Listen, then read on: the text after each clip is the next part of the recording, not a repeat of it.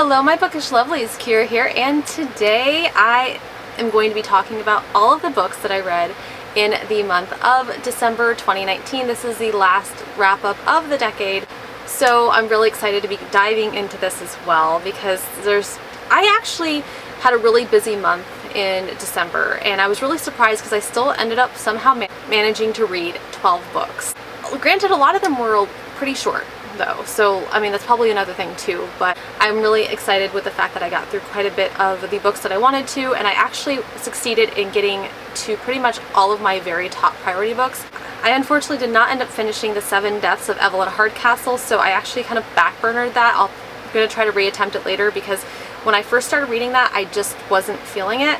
And I also backburnered The Ninth House by Leigh Bardugo for the time being because I just don't feel like I'm quite in the place for that. Don't get me wrong, I really enjoyed the very first few chapters of it, so I do definitely intend on getting back to it hopefully soon. But there's a lot of other stuff that is coming up in January and February that I really want to get to before everything starts settling down from the and getting settled into 2020. So first off, we're just going to go ahead and get into my statistics for December of 2019. So as I said, in December of 2019, I read 12 books. I read 4 Kindle books, 2 audiobooks, and 6 physical books. Between all of the books, I ended up reading 3,778 pages. And for the year, my final total for the year, as far as how many books I read 122 books out of 80 books that I had wanted to read.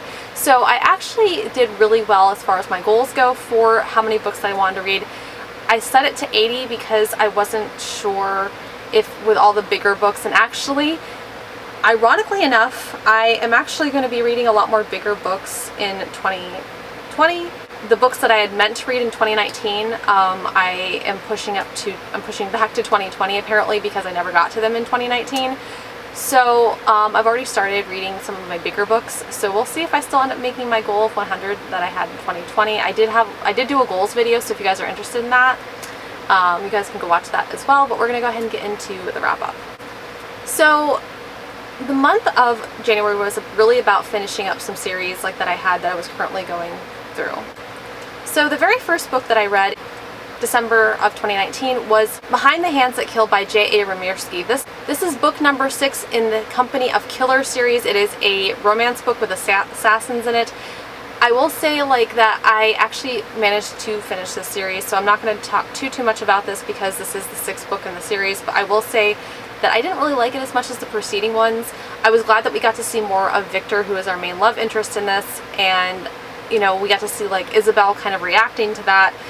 We really dove into Victor's character, which was really great, but I have to say that it wasn't, I don't know, it really kind of changed how I felt about Victor, and it really kind of disappointed me because I spent so many books just loving him, and I feel to me it just kind of, I mean, while I was glad that I got to see more of him, I was also kind of now confused about a lot of things romantically with him, things that were going on romantically with him in the books, and I only ended up giving it a 3.5 out of 5 stars. I also ended up reading book number 7 in the series, Spiders in the Grove by J.A. Remirsky, which I also gave a 3.5 out of 5 stars. This was more of Isabel kind of reclaiming her roots and going back to a place where she was during the time that she had a lot of trauma. And you got to see how far she's come and how much she's grown. There's also a lot of girl-on-girl action in this as well, so there's a little bit more of that. It's because all the preceding books basically have been female-male romance. This was a little bit more of a female-female romance in the last book, which I really appreciated that they kind of broadened the spectrum of the kind of romance that we were seeing in this, and it made Isabel's character quite a bit more dynamic. But unfortunately, it was enough to push my rating of the book even higher. And another thing that I'm really frustrated about too is you think you get to the last book in the series and then they're like, oh, by the way, there's another book that's coming out for it that they haven't announced yet. And now I'm just upset because I do want to continue, even though these weren't my favorite books in the series. I like the whole assassin romance thing. I really appreciate that because the element of danger and everything else. So I'm going to stop rambling about that, and I'm going to go ahead and get into probably what you guys are actually here for, some of the other books that I have been reading. So one of the books that I really got into in January is The Starlet C by Erin Morgenstern. This book left me thinking, what the heck did I just read? And I'm not saying like that in a negative way, but like this book is a very layered book. It is very whimsical. Like it is, you don't always know what's going on in this book. You don't always know like the progression of the story, like where it's headed. You don't always know like the significance of everything that is being discussed or every person like that's being introduced. It was just a lot to follow. I'm not saying that this was a bad book by any means. I think this is a very artistically inclined book. Like you have to just be appreciative of the artistry and the lingo and the words like that are in this, and just be okay with the fact that you don't always know what's going on. I feel like that's definitely like this book in a nutshell. Given the fact that I love to analyze stuff, I ended up giving this a 4 out of 5 stars. Like, I loved it, and I enjoyed it, and I appreciated it for what it was, but for me, it just didn't really, like, because I was having such a hard time, like, you know, kind of knowing what's happening in the book, I feel like it didn't resonate with me as deeply as I had hoped it would. I really love the characters in this. There is a male-male romance in this. There is a lot of things going on like in the background that I really thought were just really added to the story. And I love the symbolism, like with the bees and the keys and everything else. And like, you know, that's pretty much what the cover represents. You have all that. It's very whimsical. It's very beautifully written, and there's so much to take away from this book. But I feel like this is definitely a book of layers, and this is a book like that, you know, is not always going to make sense to you. Like I said, I appreciate it for what it was, but this book did get a 4 out of 5 stars for me, and I feel like I'm very satisfied with that rating. So the next book that I read on audio, and it's called Dark Force Rising by Timothy Zahn. This is the second book in the Thrawn trilogy, and I really like this trilogy. Like, this trilogy is based off of the original Star Wars trilogy. It takes place 5 years after we see Darth Vader die in episode 6. I really enjoy this. I think it's a lot of fun. I think it's very interesting. I think there is a lot of good things like about this series, especially because, like, you know, you get to meet a new villain, which is Thrawn. He is like the Grand Admiral, and he's trying to salvage like what's left of the Empire after it's been destroyed. And I really like him as a villain. Like, I think he's just he's very good. He's very, like, he knows what's going on. He knows like where to stage people. He's a very patient person, which actually makes him more strategic because he's playing the long game. He's playing to win. He's not playing to win a battle. He doesn't care about winning one battle. He cares about winning everything. And so if he has to lose one battle to make it look like he's losing, when in fact he actually has an upper hand. Overall, he's just a strategic genius. We get Han Solo, we get Leia, we get the twins. In this book, she has yet to give birth to the twins. Like, she's still pregnant with twins. And this has nothing to do like with the new trilogy that's out. This has nothing to do with that. Like, this is all based on the old Star Wars canon, not the new one, because I really do like the old Star Wars canon. I think there's a lot to that. I think there's a lot of stuff in there that they could have utilized for this newest trilogy that they didn't utilize, especially because Timothy Zahn was one of the primary people that can, especially his storylines, contributed a lot to the original trilogy that George Lucas had worked on. So that's just how I feel about it. So I ended up giving this book a 4 out of 5 stars. Another book that I read on my Kindle is Dear Martin by Nick Stone. This did have a trigger warning for racism, gun violence, and death. And then of course just violence in general, because, you know, gun violence, I mean, they're two very significant, very distinctive things, but there's still quite a bit of violence in this as well. This is about a boy named Justice McAllister who is he's black, and he goes to a private school, and he's very well educated, but because of the color of his skin, one night he falsely gets arrested, and this kind of traumatizes him. He basically gets arrested because of the color of his skin, because he's black. And it kind of like leads like into a lot of discussions about police brutality. And I feel like this was such an important discussion, and I feel like this was a very powerful book. I don't know why I waited so long to read it, but I really enjoyed this. Now, throughout this book, Justice is kind of a minority in this private school that he goes to. He's got one other friend in the school who's black, just like he is. And his friend is a little bit more like silent on the issue that a lot of the white people that go to this school are extremely racist. And he's just supposed to sit there and handle it and take it. And one day he stops being okay with that. Like, he stops being okay like with that, like not having the discussion like that, what these people like and these other kids that he's going to school with are okay with talking about, like racism and being openly racist about things. So he really kind of steps up to the plate and says, hey, this is racist. And he gets really socially ostracized regarding that. And I really felt that. I feel like this book does a really good job of giving me a greater amount of empathy. I think that this book is very powerful, and I think all the conversations in this are extremely important to the bigger conversation that we keep having about race and diversity and being fair, and you know, like how things still aren't completely fair in the world. And I feel like this book really just kind of highlights that, and where you see stereotypes for Black people getting arrested and being brutalized by police, and there's often a lot of arguments like that this is still not a thing, like that the people are still not falsely accusing them because of their skin color. It really highlights how easily this still happens and how it can happen. And so for me personally, like, this was a very eye-opening book, and I felt like this really did a great job of exploring police brutality in the Black community and how easy it can happen to somebody, and how one thing and so many other little things can lead into it. This book was definitely a 5 out of 5 stars for me. Like, I love these books like that kind of open my eyes and make me experience a world that I was not previously able to. So I really appreciate about this book. I highly recommend it. I think that if you are, you know, interested in police brutality or anything else like that, and you want to know more about it, I feel like this does a really good job of capturing a lot of the emotions like that go with it, and a lot of the stigma that surrounds African Americans and Blacks in our community. Even ones like that go to private school. I can't imagine what it's like for people who are in, you know, lower socioeconomic status and having to deal like with all the gangs. And actually, like, another thing that this book really highlights very well is the fact that, you know, like, they do introduce a couple characters in this that are from a lower socioeconomic status, and they do kind of highlight that as well. So I feel like this book really did a very good job of going full circle and having a greater discussion that is very necessary for us to have. The next book that I read is Philip Pullman's The Golden Compass. This is the first book in his Dark Materials series, and I read this with Gabrielle from Books and Other Nerd Things and Alyssa from Pages and Ink. This was they actually started an HBO series about this, and I was kind of curious to know more about this series, so I really wanted to kind of dive into this, and it was a perfect opportunity when my gal pals decided that they also wanted to read this book. So after jumping into this, I have a lot of thoughts on this. So the framing of this book takes place in a world that's very similar to ours. Like, they have a New York, like they have an Alaska, like they have Northern Lights. This world is extremely similar to ours, but it's not quite our world. This world's a little bit more magical, like there's a little bit more things going on.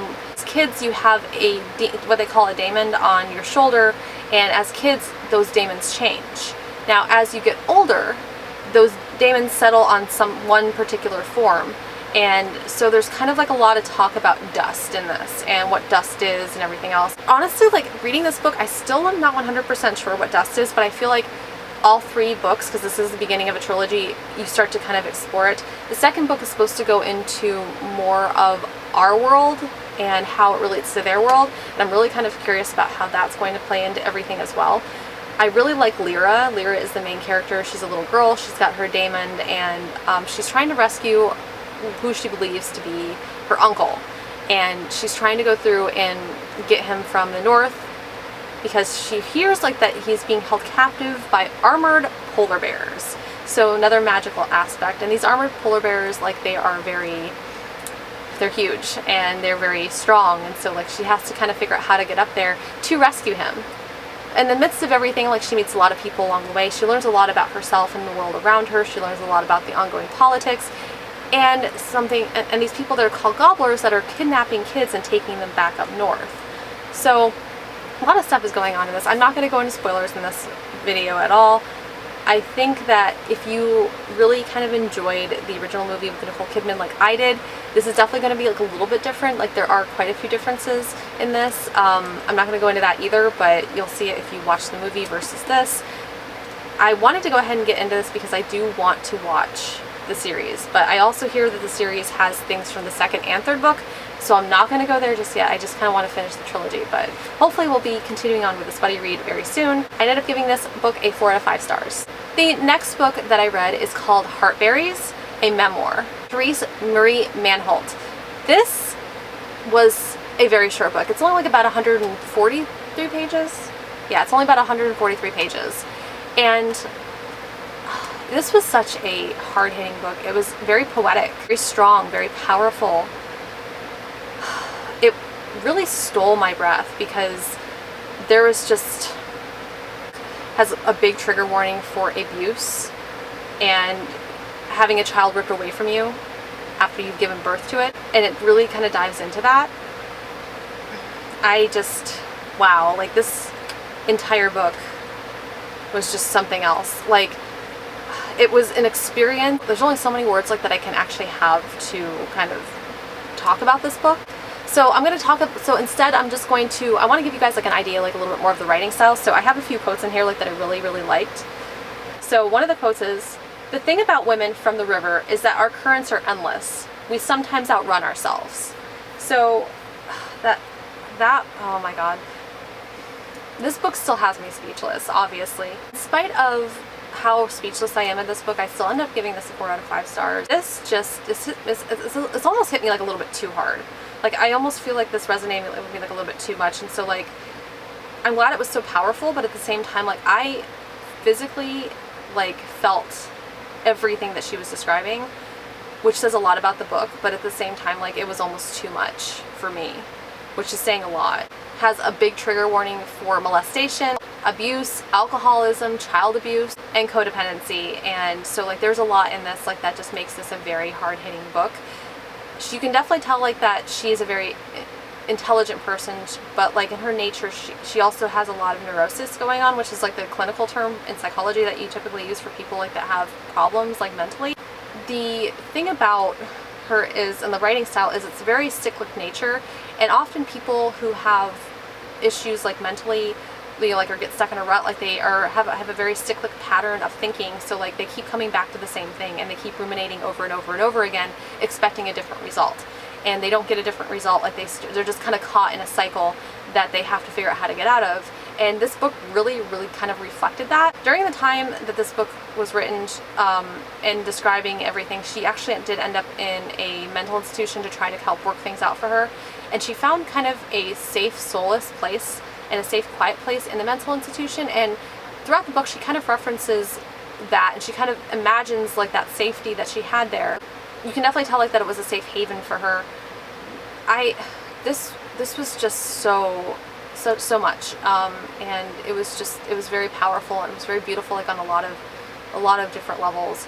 But I personally had a lot of trouble handling it because like this book is one of those books that makes you really feel like you're not only a voyeur in the greater scheme of things, but it really feels like you're a part of what she's trying to talk about, because like the entire narrative is so rich in emotions, and I just feel like that I really just struggled with that. I'm not trying to downgrade the quality of the book, and actually this is like one of the situations like where I wish like that I didn't use star ratings, because I don't feel like the star ratings really capture, they can't really capture it. I mean, I may say 4 out of 5 stars, but like I feel like on a lot of levels this is also a 5 stars too. So there's like just so much mixed emotions like about this book because of the content and how powerful it was and how hard to swallow some of it was. And like, I wish that the 5-star, I wish the rating, I almost didn't wish I didn't use the rating system, because I don't feel like even saying like that a 4 or 5-star book that I felt like this was really captures exactly how I feel about it. And so like there's just so many thoughts on this and so many things like that I have to say, and I really can't say it because like it's just such an experience. Like you have to read it to know how you feel about it. So the next book that I read was The Last Wish by Andrzej Sapkowski. This is the very first short story collection of the Witcher series.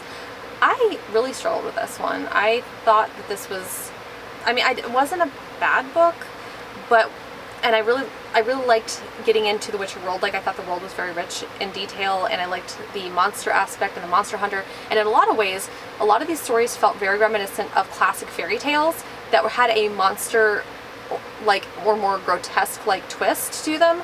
And I really appreciated that about this. But with everything considered, like this book really dumps a lot of characters on you, and you know, you may not meet that character again like the entire book.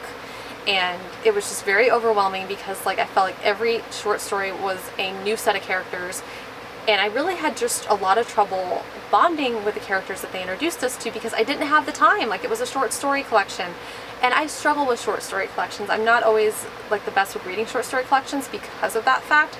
I don't always get an opportunity to bond with the characters, and to me, like, that's kind of a big deal because I really feel like characters can make or break a narrative. And we do get Geralt in this and Horace Roach throughout the entire stories, and I really did feel like I connected with him, but I don't feel like I really connected like with a lot of the other characters. Like, there was Dandelion. Dandelion was a lot of fun, and you know, I mean, he was in more than one story, so that was nice, like that we had a little bit of consistency. But I have to say, like, that this did get better as time went on. I ended up giving this a 3.5 out of 5 stars.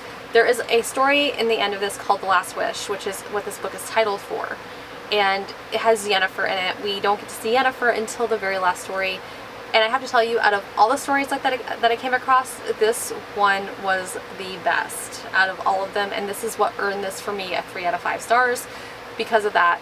I did watch the series on Netflix, and I felt like that did a much better job of kind of depicting that this was not chronological. The short stories were not in order, like they were all over the place, and I didn't really get a chance to see that like I did in the series, because you have one character who may have had brown hair in one scene and gray hair in another, and because the Witchers do live a very long time, so you do get a lot more from the series. I do still intend on continuing with the series. I hear like that the second short story collection is much better than this one, and I mean, it did get better towards the end, so I do want to continue on with it. It's just that this was definitely not what I had expected. I expected to go in and loving this, and this was kind of a big letdown for me. So because it was Christmas and I saw this on sale, I ended up getting How the Grinch Stole Christmas by Dr. Seuss, and this is by far and above my favorite, absolute favorite. I need water. This is by far and above my absolute favorite story during Christmas. I just think that this story is just such an amazing, fun story. I really, really love this story. So I decided to go ahead and reread it because I've never actually sat down and read How the Grinch Stole Christmas by Dr. Seuss. I've only ever seen the movies.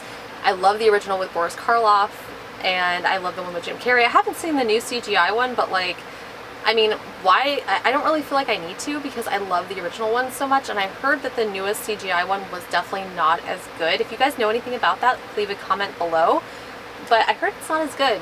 So I sat down and I read this. I found it for like on Amazon for like $8, and so like I totally had to get it. Like, the illustrations are just so simple. I haven't owned a Dr. Seuss book like in forever, but I love the little Who's from Whoville. Definitely a 5 out of 5 stars for me. I don't care if it's a kid's book, this story will never get old. So the next book that I have to discuss is Capturing the Devil by Carrie Maniscalco. This is the very last book in the Stalking Jack the Ripper series. There are 4 books. This is the 4th book in the series. I did do a really in-depth review and my thoughts on this in another video.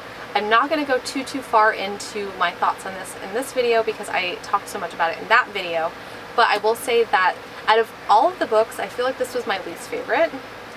I have a lot of reasons for that. I feel like that they could have done more with the story. I still really, really enjoyed it. I still really enjoyed the characters. I still really enjoyed how everything was presented. I loved the incorporation of the serial killer and how they used this book to kind of bring the entire series full circle.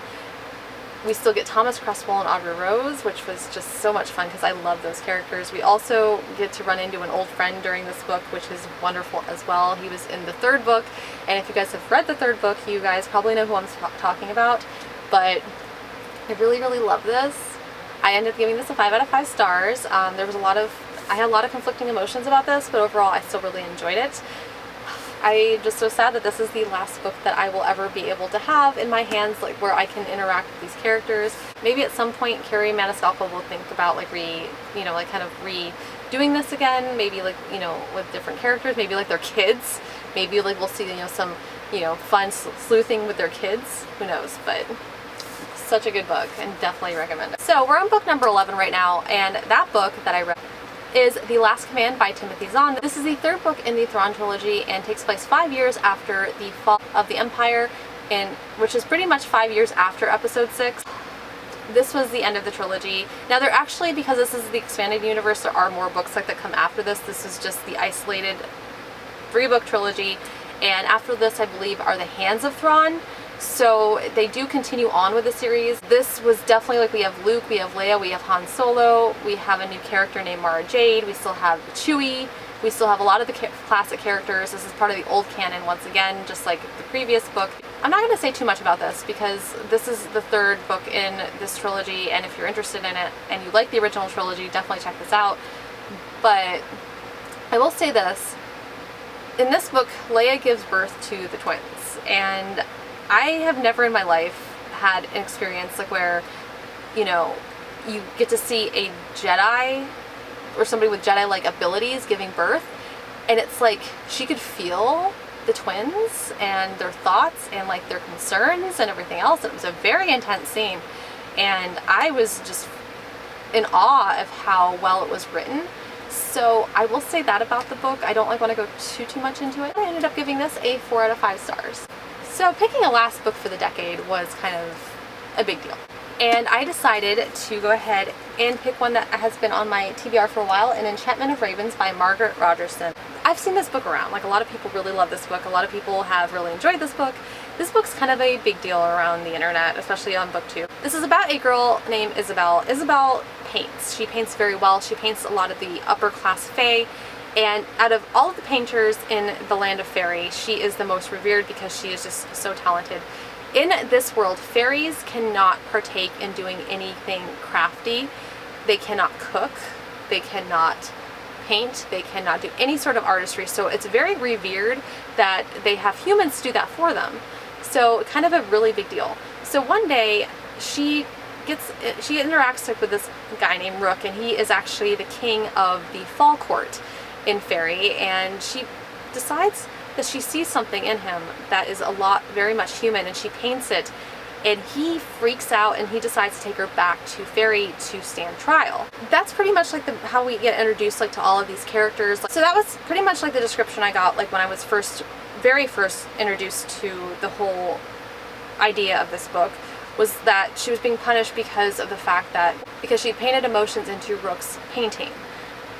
Well, that's kind of how the story starts out, but like there's a little bit of romance in here, and it's definitely like, it was definitely not quite what I expected, like with the overall story progression, and it definitely like deterred from that overall storyline, but I still really enjoyed it. I ended up giving this a 4 out of 5 stars. I enjoyed it. Like, it wasn't my favorite book that I've ever read, but I still really enjoyed it. It was still very interesting, and I still really thought very highly of the overall story progression. I'm probably in the minority because I feel like this is a book that people either love or they hate, and I don't feel like I absolutely like diehard love this, but I also don't feel like I hated it either.